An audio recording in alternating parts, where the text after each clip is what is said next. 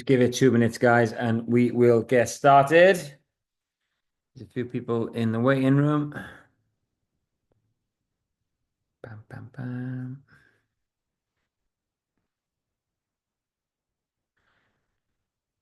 So we got Gareth, we got Steph, happy days. We got Bo. Just wait, giving it a minute or two, guys. Wait for everyone to come in. I've got the settings on, happening to let people in. So,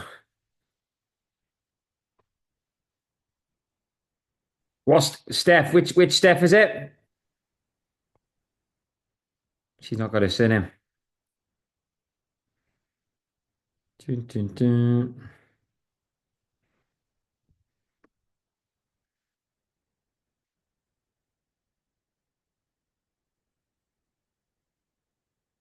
Yeah.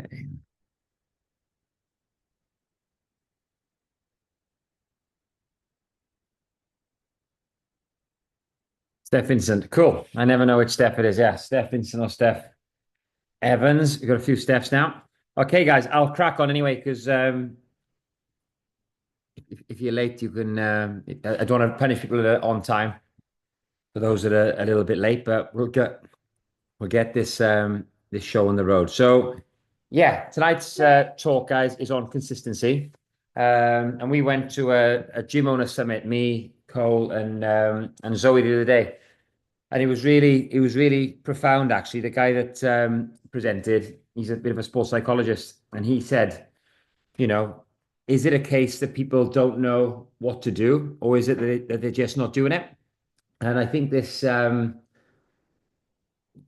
question it is very thought provoking. I think in life, most of us know, especially when it comes to like health and fitness, and things like that. But this translates to other areas as well: family, relationships, in all aspects of life.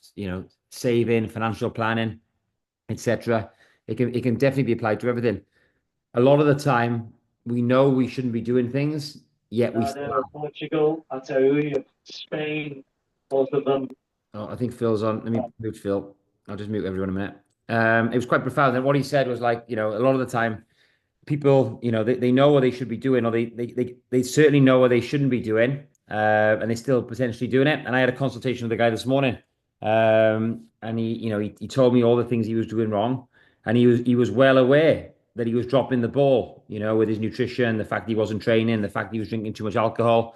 He was well aware of it, yet he still couldn't, put one foot in front of the other, and actually be consistent. And I think this applies to a lot of us. A lot of us know we should probably be waking up and drinking our liter of water with electrolytes. Most of us know every evening, taking magnesium is probably going to be helpful to restful sleep. And every sort of enzymatic reaction the body requires magnesium. It takes 2 minutes to take it, 2 seconds to take a tablet. Some people just still don't do it. A lot of us know we shouldn't go to bed too late because sleep's important, yet we struggle to get into the habit. Most people know that like they got to drink more water, but they don't. We know that we need to lift weights and probably get our heart rate quite high once a week. We know we need to stretch more, mobility, all this kind of stuff. There's so many things that we know that we should be doing, and yeah, and we're not doing it. So is that adherence amplifier aspect? So today's talk, all we're going to try and do is make your adherence better, become more consistent. And one of the reasons why a lot of people don't do what they need to do is because of overwhelm. We think we need to go from 0 to 60 miles an hour overnight. We think we need to stop eating like, Percy Pig and start eating like six-pack Pete. And sometimes the change is too overwhelming. And what we try and do at the gym, and I try and teach the coaches to empower their clients to do, is challenge every single client to work in what's called the zone of proximal development. And the zone of proximal development is an adequate challenge for each client that allows them to move the needle forward, to improve on their daily habits. But it's not too big a change that it becomes overwhelming, and the client doesn't know what to do because they're like, shit, like I can't do all those things. I'm not going to bother. But at the same time, it's not such a silly change that you think, oh, fuck it. Like, what's the point in that? It's silly, So finding the right challenge for the right person based on the task, and this can translate to anything, nutrition, the gym, football training, running, all this kind of stuff. The challenge needs to be appropriate for the individual. And if we can get that challenge right, and we can break things down in a way where you think, okay, I think I could potentially do that, your consistency will improve. So what we're going to do today is just go through some simple things. Why we got a little saying at the gym, try and get 1% better every day.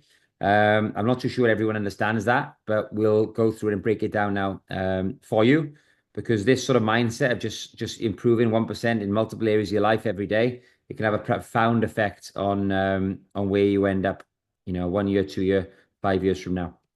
So let's go. So in this masterclass, we're going to look at why most people overestimate what they can do in a day and underestimate what they can achieve in a longer time frame. We're going to look at the compound effect of small improvements and why this is key to success. We're going to base this talk today on a little bit of James Clear, the gentleman who wrote Atomic Habits, and one of the best people out there for sort of timeless wisdom, psychology, philosophy, a gentleman called Jim Rohn. Okay, so the objective is to show you how sort of simple, tiny actions lead to massive transformation over time. Now, I don't know if you've heard about the compound effect, but 1% better every day, it compounds. Okay, because you're building 1% on everything you already have. Think about someone with £100 million in the bank. 1% of that is interest is a hell of a lot of money. All right, based on someone who has £100 in the bank versus the 1% interest. So the more solid habits you have, and the more we keep developing those habits, 1% better, 1% better, 1% better, is going to, like I said, have a profound effect if we can be consistent. Okay, so it doesn't sound like a lot, 1%, but over time, it's going to be huge. So the science of this, okay, or the mathematics, if you were a mathematician, shows if you get 1% better every day for a year, you end up 37 times better than when you started. Okay, so 1% better every day equals 37 times better. If you get 1% worse every day, you decline close to zero. Okay, so there's like minimal impact, and you actually go backwards all the way down to like baseline habits. Okay, so here's the formula for any mathematicians, any Carol Vordermans in the house. You can see it's a 37.78 improvement by getting 1% better every single day over the year. Obviously, all those days in a year add up big time. Okay, and then you can see it is a near total decline if you get 1% worse every day. So the good thing about this is like 1% better versus 1% worse. Like on a day-to-day basis, you're probably not going to notice it, but it compounds. Those bad habits add up, and so do those good habits. Okay, so small daily progress beats occasional bursts of motivation. It is the consistency over time that we are looking for. So why tiny changes create big results? You got to remember the habits are the interest of self-improvement. Okay, so if you want to improve, you can only improve as much as your habits. Okay, so success is built on consistent actions over time, not big leaps. This is what we see a lot in the gym. People come in, they're like, I want to lose weight. Right, okay, cool, and they want to have a complete lifestyle overhaul overnight. Like my experience tells me, and it shows that clients that try and overhaul too much too soon, they end up just regressing back to normal. You see this a lot with women and even men that do yo-yo diets. They hit it hard, they're really strict for 2 or 3 weeks, and then they revert back to their habits that they've adopted for the last 20 or 30 years. And then they often even revert below baseline because their self-confidence has taken another kick in the teeth because they failed yet again. So we want to build consistent habits over time, sustainable habits. We want to make the change permanent if we can. But the plateau of latent potential, results don't always show. Like 1% better every day is difficult to see, but over time, like I said, it's gonna compound. All right, but success is nothing more than a few simple disciplines practiced every day. And I love that quote by Jim Rohn. All right, success is nothing more than a few simple disciplines practiced every day. It's so important. It's so profound. Okay, so think of some of those simple disciplines. You might think, right, going to bed an hour earlier. Like you do that for one night, you probably don't really notice a difference. Okay, you do that every night for like a year, like you'll probably look younger. Your training will be like exponentially better.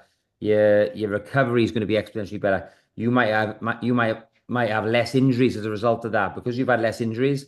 You might have been able to train a lot more consistently. That could mean at the end of the year you've added 30, 40 kilos to your compound movements, your squat, your bench, your deadlift, just from going to bed an hour early every day. It could mean because you're going to bed an hour early every day, that compounds into the fact that the next day you're not as hungry because you've slept better. Your what's the word? Your hunger hormones, they're more regulated. Your satiety is better because you've slept better, you've slept more. All right. So we know the hunger is directly related to how well and how deep we sleep. Okay. So these little, just from going to bed an hour earlier, that's already had a profound effect on three or four things. It could mean that the next day you're in a better mood. You're less snappy with your kids. As a result of that, your relationship improves with your family. So can you just see how like one simple change has now had a compound effect into different areas? Example, going to the gym once doesn't make a difference, but doing it consistently over a year transforms your fitness. Yeah, anyone can go to the gym 3 times in 1 week. Nothing's really going to happen. You go to the gym 3 times in a week for a year and a half, like it's going to be profound. So they're the things you need to try and start thinking about. Stop thinking short term and start thinking long term. Now, identity-based habits, this is super important. And I coach a lot more now on behavior change, habit forming. It's stuff that I'm really interested in. So you've got to shift from the outcome to the identity. So, like I said, I do lots of consultations now. One of the questions I ask people is, what behaviors do you need to adopt in order to become the person you want to become? Because I have guys in and maybe they're a bit overweight, they're not happy with the way they look, they're getting out of breath, walking up the stairs. But the habits that they're currently employing or they're serving them are ultimately leading them to be in that state. Their state right now is a result of their habits over the last 6 months, 12 months, 18 months, decade even. So in order to become a new person or a better version of you, you've got to start acting like that person right now. Okay. The habits you employ today are going to determine how you look in 6 months, a year, 18 months time. So what I try and get people to focus on is new habits who are going to serve them and change their identity, so to speak. So how can I become Sam version 3.0 or 2.0, the next best version of me? And it's trying to adopt those habits now. So most people focus on things like I want to lose weight, okay, but instead of that, focus on who you want to become. I'm a person who never misses a workout. Okay, so is rather than focusing on the outcome, you're focusing more on the process, but not just on the process. You're focusing on the way you speak to yourself. This is starting to go into like more sports psychology now, but who do you think is going to do better? Someone who wants to lose weight or someone who has an identity shift of eating good food, high quality food, not putting rubbish in their mouth and not missing a workout. Okay. So it's going like a layer deeper and it gives it more meaning. So small actions reinforce identity. Okay. And every time you do something, like positive, this for the future version of you or for the person you want to become, you're casting a vote for that person. And you're no longer, and it's difficult. You have some people that have always been overweight and they were called fat in school. Maybe they've been bullied. So they tarnish themselves with that reputation. So in order to change that, you need to change the voice inside your head. And that can take yeah, it can take a little bit of time. All right. But you need to define your new identity and start acting like the person you want to become. All right. Because I always say to people, people are easy to complain and moan about things. And I'm like, look, you're not a tree. Your roots are not bed in the ground. You can get up and move. You haven't got to stay where you are forever. You can change it. And these changes can take place by just adopting new habits. And it is as simple as that basically. But a lot of people have got a fixed mindset around who they are, what they are, who they're supposed to be. And that again is a mindset issue. If we can change that fixed mindset to become a bit more growth orientated, a bit more of a growth mindset, where you're leaning into new ways of doing things. You're self-aware that the way you see the world maybe isn't the be all and end all. You've got a bias on the way you see the world based on past experiences, the way you were brought up. My dad always used to say to me as a kid, like money doesn't grow on trees. So that made that for quite a long time with me made me a little bit reluctant to invest in myself. And I've had to overcome that by being around people that have invested in themselves and actually found that's had a positive effect on who they are, who they become, and where they've ended up. So I think our childhood has a big effect as well. But we've all got these biases that normally come from personal experiences. But yeah, a lot of them are not true. And actually swinging the pendulum and actually speaking to people that actually see the world in a different way can actually open up your mindset into actually there is a different way of doing things. And this problem I'm foreseeing isn't actually a problem, it's actually an opportunity. And the way I'm seeing the world potentially is holding me back, whereas other people can see the same issue, glass half full, glass half empty. So yeah, it is an interesting concept, but certainly, thinking about your biases and how you see things and the way you think, if we can change those things, then you can change your life because thoughts become things. All right. It's pretty important. And then the 4 laws of behavior change. So we do want to change your behavior. This is based on the work of James Clear, which I'll show you his book at the end, Atomic Habits. You want to make good habits and you want to make them stick. Okay. We want to break bad habits because fundamentally, like we said, your life and where you end up is determined by your daily routines and daily rituals and daily habits. So if we can make it obvious, this is like setting up cues in your environment. Example, lay out your workout clothes the night before. Okay, I'll show you a version of this now. Mel's going to kill me because our kitchen's a bit dirty, but you can see my creatine tablets are there. They're right by the kettle. Okay, so in the morning when I wake up, what do you think's going to happen?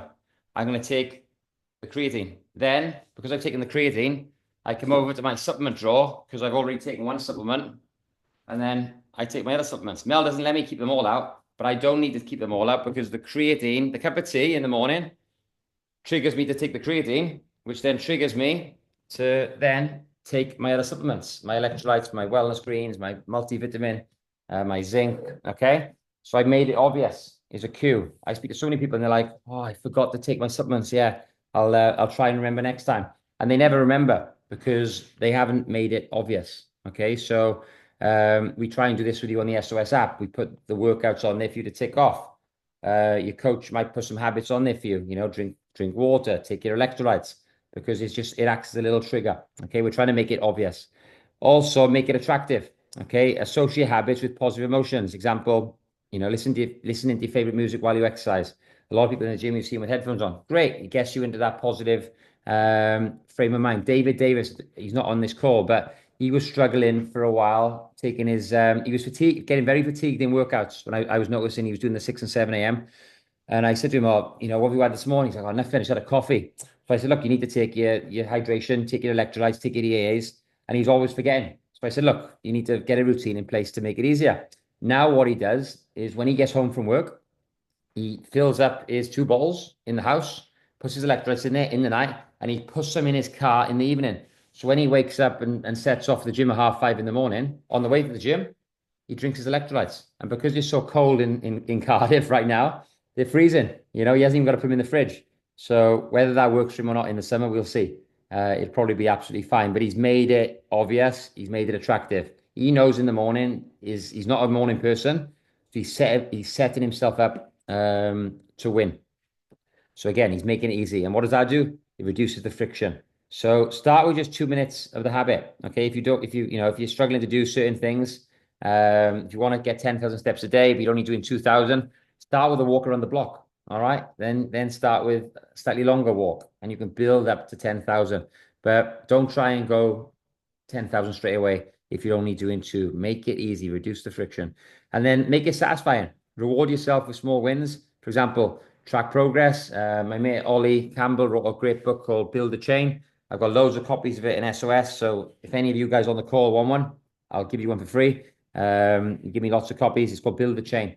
And it's all about building a positive habit, reinforcing it, and seeing how many days you can build that chain. Can you get it 2 weeks in a row, 20 days in a row? And when you miss, get back on track and then try and build a bigger chain of consistency next time. And don't be afraid to break the chain. It's fine. Just build it again. You're always trying to stack the wins. So if you apply these 4 laws to any habit you want to build, it'll stick. So make it obvious. Have the creatine in sight. Make it attractive. Take the creatine with maybe, enjoy it with a nice cup of coffee, which I do. Make it easy. It's so simple. It's there. While the kettle's boiling, I'll take it. I'm not even wasting any time because it'll be stood there anyway. And then make it satisfying because I know if I take that creatine, I'm going to be stronger. My performance in the gym is going to improve because it's the most researched supplement in the world. So if you can do that with any habits you're struggling with, you might find it makes life a bit easier. Okay, so the power of daily disciplines. Okay, Jim Rohn, your daily habits equal your future. Okay, discipline is the bridge between goals and accomplishment. It's not about huge wins, but daily disciplines. And the pain of discipline It's far less than the pain of regret. So yeah, some really good insights there. But example, slight edge, read 10 pages of a book daily. All right. If you do that, it's 12 books a year. Now, Mel was giving me a little bit of a hard time because I kept buying books. So what I've done now is I actually go on the Amazon Kindle and I use the books on my I use the Kindle app on the iPad. So every night now when I go to bed, I can turn the lights on, have the Kindle, I can have the Kindle on or the book on the iPad, nice and dim. It actually relaxes me and gets me in the mood for a really good, nice deep sleep. And I try and do 10 pages a night. So rather than watching Netflix every night, which is filling my brain with crap, all right, I can read a book on a topic that maybe I can use to move my life forward or just relax me or something I just enjoy to give me a little bit more of a different outlook. I'm very sort of read as a person, so I'm results oriented. So I'll read books on leadership to help me with managing the gym. I might read books on finance, maybe on investment, maybe on different things. But it's stuff I am very like action driven. So most of the books I read are on that. I've never read Harry Potter or Game of Thrones. It's just not me. But yeah, that's fine. You can read whatever you want. But it's doing things that are gonna, either give you more enjoyment or actually help you. So yeah, that's what I'll do. And think about it. If you read 12 books a year, in a decade, that's 120 books. If you read all those books like on topics around like, I don't know, leadership or management, whatever, you're probably going to be one of the best leaders and managers in the world because you've read 120 books on the topic. You're literally going to be an expert, which is quite exciting. So yeah, you can pick a topic that you want to improve on as well. So that's just an example of it. Now, the 2 minute rule. This is a really good one. Again, from James Clear. Start small, build momentum. Okay, so easy wins. We don't want to go from 0 to 60, like I said. If you want to run a marathon, don't try and run a marathon. Start off with 1K, 2K, and let's build you up. Okay, so when starting a habit, make it so easy, like super easy. All right. The 2 minute rule. Scale habits down to 2 minutes to get started. So like I said, right, I want to learn to run. Start with 2 minutes. Okay. If you just run for 2 minutes, you're now a runner. And that identity shift can start changing in your head. Example, instead of run 5K, just put on some running shoes. Yeah, do a 30-second run and a 4 minute walk. Start the activity. Start easy. Because once you start, you will naturally do more. All right. If you just put on your running shoes and say, oh, I'm going to do a 30-second run, you're not just going to do a 30-second run. You're going to end up doing more. Okay. So it's an easy, simple way just to get started because so many people, like I can remember with the business, for example, I'll refer to it a lot. I wanted to learn to do Facebook ads because we were paying a marketing company like 1,200 quid a month to run Facebook ads. And I was like every month paying them 1,200 quid because I didn't know what to do. It was like reading a Chinese newspaper. I just didn't understand the figures and stuff. So, and this went on for like 3 years. I was like, I'm going to learn to do Facebook ads one day. I'm going to learn to do it one day. And then one day I was like, fuck it, I'm going to learn. So I literally booked the morning off and learned to do Facebook ads. And it took me like 4 or 5 hours to learn how to do them. I'd been putting it off for 3 years. And as soon as I started, I was like, right, in half a day, I literally learned the basics of it. And I've been running them ever since. So that's saving a fortune. But it was something I literally for 3 years, I was considering doing it. But the thought of doing it was like, oh, no, I won't do it yet. I'll do it next month, do it next month, do it next month. And I just kept putting it off. But then once I started, like that was it. So just start. And honestly, you'll naturally do more and you'll definitely find a way. Once you start something, you're in the routine. Starting's always the hardest. So yeah, do you agree with that, by the way, guys? Whack it in the chat. If you agree with that, let me know. And I'll tell you what, we'll make it a bit interactive. What's one thing that you thought about starting and put off and put off and put off? And once you started, like you've never really looked back. I bet for like Gareth, I remember my consultation with you, mate. It was something you wanted to do for a while, getting fit. And once you started, mate, you literally haven't stopped. It's been an amazing like 18 months to 20 months now of what you've achieved. But I bet that thought process of starting was something like you've been wanting to do for like 6 months, a year. But our heads get in the way, then we talk ourselves out of it. We think we can't do it.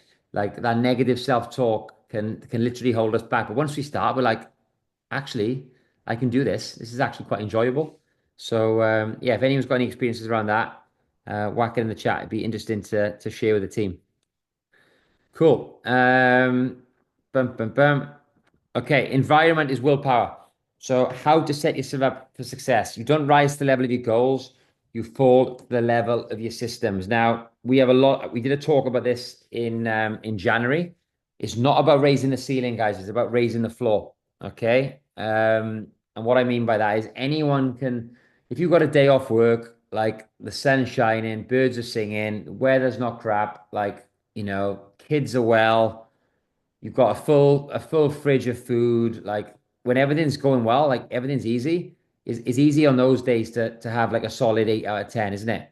When everything is going rosy. What do you like when like work is shit? Your boss is being a prick. You're stressed out. Your kid's off nursery with the flu.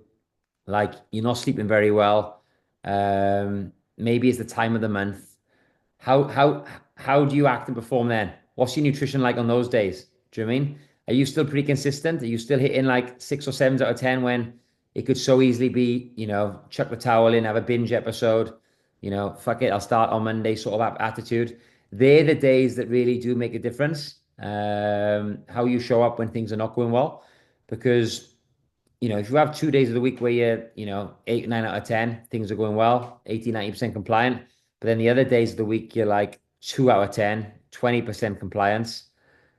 At the end of the week, like the scores on the doors, the KPIs, they're not very good. You haven't had a very good week. But if you can bring up the standard of the floor, the baseline, up to like a 6 or 7 out of 10, even when, shit's hitting the fan, things are not going well. Well, on the days that everything's going well, like you're going to easily do 90%, 100% compliance. You can literally make those days near perfect.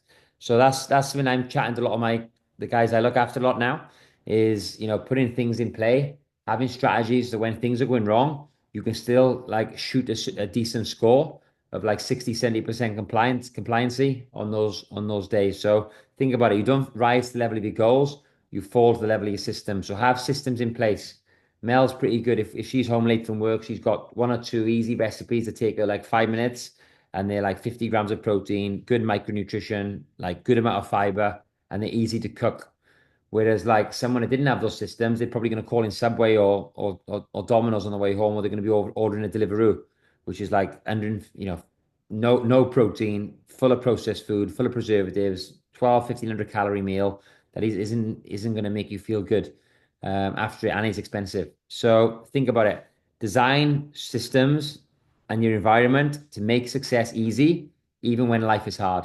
All right. We fall to the level of our systems. So put those systems in play. It could be a few meals like from, I don't know, you can go like myprotein.com. You can go, there's a few websites that do like muscle building meals, but they're super high protein. Put them in the freezer. They're done in the microwave in like 3 or 4 minutes. So have them in the freezer just in case like you get home from work and like you forgot to meal prep or shit, there's no food here. Like have backup plans. To mean that you can obviously tick those boxes when you need to. Okay. Example, want to eat healthier? Keep junk food at the house and prep healthy snacks. So if you know you're a sucker for chocolate and it's in the house, like maybe don't buy bars of chocolate like this. All right. Don't have things like this lying around. My dad was 69 the other day, so we got him chocolate and some whiskey, so he can enjoy these. All right. But having big bars of chocolate like that, like big, 'cause once if this was me, like, and I open that, like I'm eating the whole thing. Like there's no doubt about it. That whole thing is going, and I'll feel sick after it. Okay, so for me, I'm better off not having that. What we do is buy very small little bars of chocolate, and if I want one, I'll have one. All right, but they're very small, so you've got to open another packet, okay, to have a second or third one. Whereas the big bars of that, once they're open, like like it's gone. So understand yourself, how your psychology works, and then set up your environment to make it easier. I'm a sucker for cashew nuts. So I used to buy like big in uni, I'd buy like a big kilo bag of cashew nuts and pretend to myself that they're going to last me like 2 or 3 weeks. I'd eat the whole thing in like 2 or 3 days, which is like 5,000 calories of just cashew nuts. And I wondered why, like, I wasn't as lean as I should be. Okay, low carb, all right, high protein, high fat, but yeah, too many calories. So what I do now, I'll buy the really small packs of cashew nuts, which are more expensive, but once I open them, I can eat them, and I'm not going to open another packet. That opening another pack's a big restraint for me. So I found out what works, and I don't fight it. is just who I am. I just know what works for me now. But keep junk food out of the house, and that makes sure you got healthy snacks in the fridge. So identify one environmental change you can make today. So that's what I want us to do from this talk is think about one thing you can make. It could be putting your supplements by the kettle. It could be doing what David Davis does and having the electrolytes in your car for those of you that train early in the morning. Okay. It could be making sure you have a pint of water before that black coffee in the morning. So you're hydrating before you're caffeinating, which is important. So just make one change. That's all you've got to do. One change. All right. Make that change. Do it for the next 4, 5, 6, 7 days. And then once that's become a habit, make another change. And again, getting 1% better every single day. And if you can make one change in different areas of your life every day, then your life is gonna compound massively. So tracking progress and staying consistent. Keep a scorecard, like gamify it. Like the SOS app is so good for all you members because it gamifies it. It gives you a thumbs up when you've had a good workout. It gives you, the PBs. It talks to you about volume PBs, intensity PBs. It allows you to track your weights. It gives you little bar charts, things like that. So try and gamify. If you've got the MyZone, we got the different, the bronze, the silver, the gold. We're trying to gamify the whole experience as best we can because gamification has been shown to increase motivation as well. All right, and it improves like self-awareness as well. So we always say in the gym, what gets measured gets managed.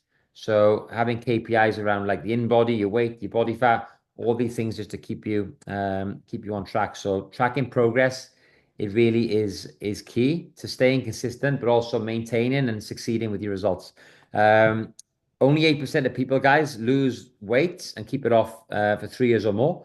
Okay, so that was a study done back in, I think it was like the mid 2000s, and they shown that people have lost 2 stone or more. I think it was 15 kilos, so just over 2 stone.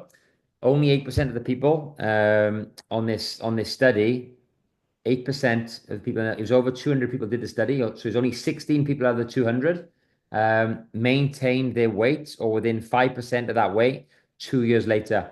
But what they found was of the 8% people, they had two things in common, the people that succeeded. They all measured their weight every week. So they continued to weigh, even though they'd reached their goal, they continued to weigh.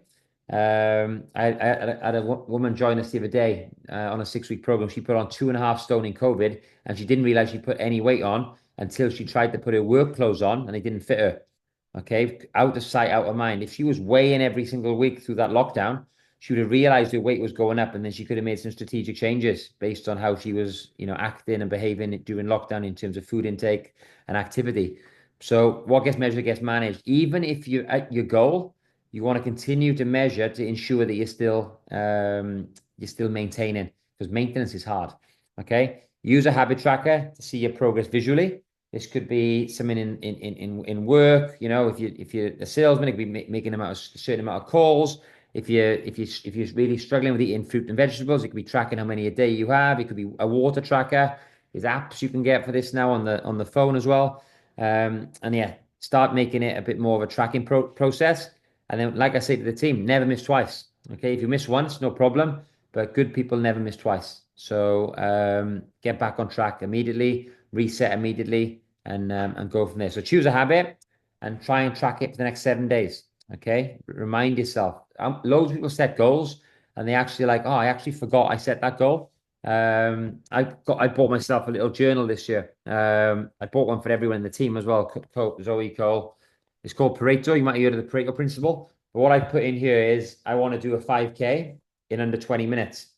So what I've done, I've written out all the months of the year, January, February, March, April. So I wouldn't mind doing it before we go to Hyrox in April.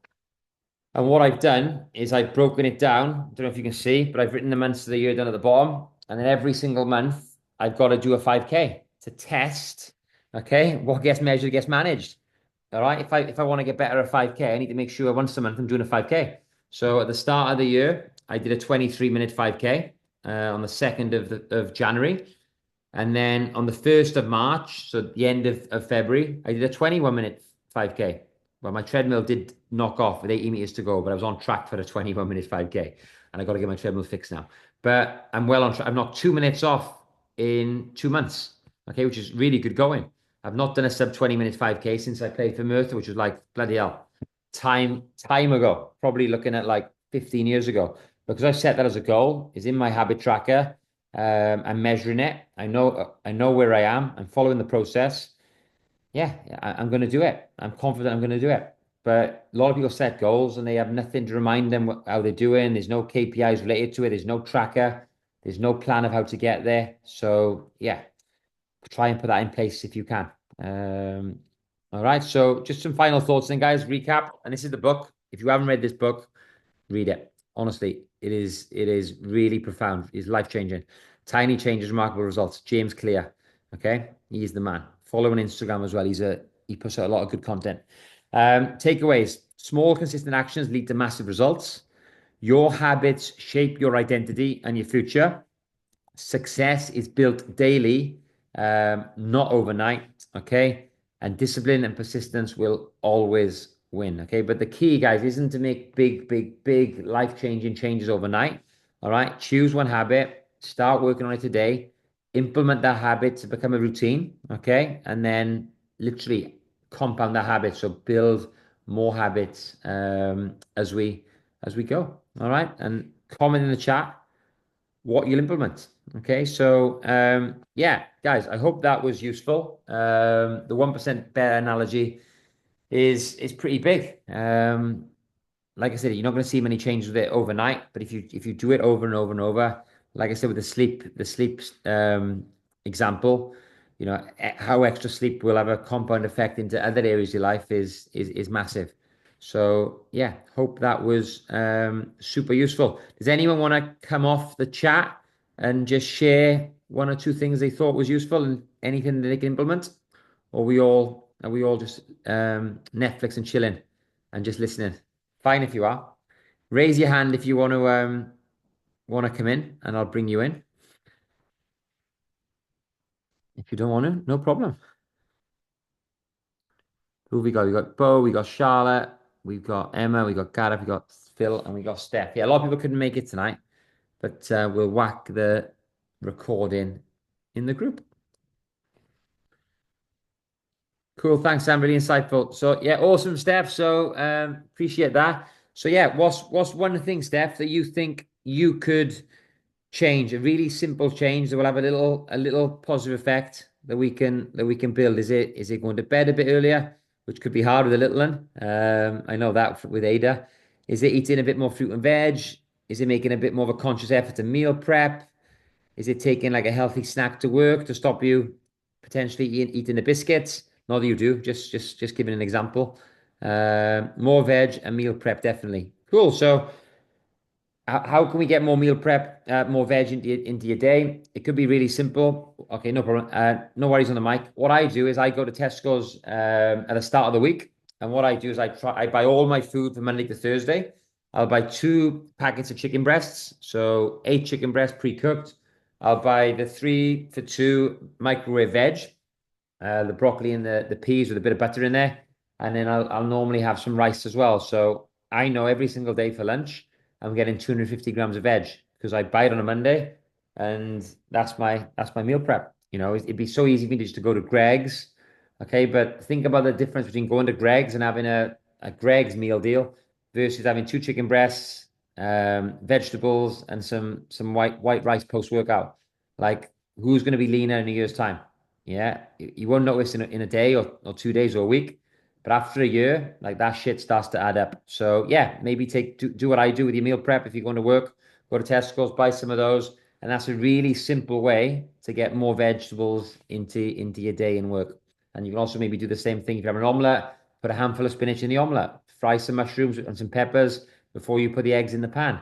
Really simple ways that will probably improve your food quality, improve your digestion with the fiber, boost your immune system, and they take literally like super easy. Mel does the shopping. We get it delivered now every week. All you need to do is do that maybe and just add peppers, mushrooms, and some spinach to that shop. It gets delivered to your door, and like literally, it's so simple. But it's so simple, some people won't do it. All right. So yeah, that's a simple thing you could do just to get more veg in. All right, or what I would do, but you might have your own, and that's cool as well. Anyone else want to share anything? If not, I'll go next door and see how Man United get on. Okay, guys, no worries at all. If anyone has any questions on that and you're just too shy, no problems, guys. Feel free to message me on WhatsApp or on the app. And if anyone needs any help implementing any of this, then yeah, speak to me or speak to your lifestyle coach at the gym, and we will help you implement it. Because sometimes it's difficult to implement it yourself when you're in it. You know, we try and complicate things sometimes, and an old coach said to me, simplicity is genius. Okay. If you can't explain something simply, you don't understand this. So yeah, make it nice and simple, and then you should be able to implement it straight away. All right, guys. Hope that was useful anyway. Thanks for attending, and speak to you all soon. Okay. End the recording.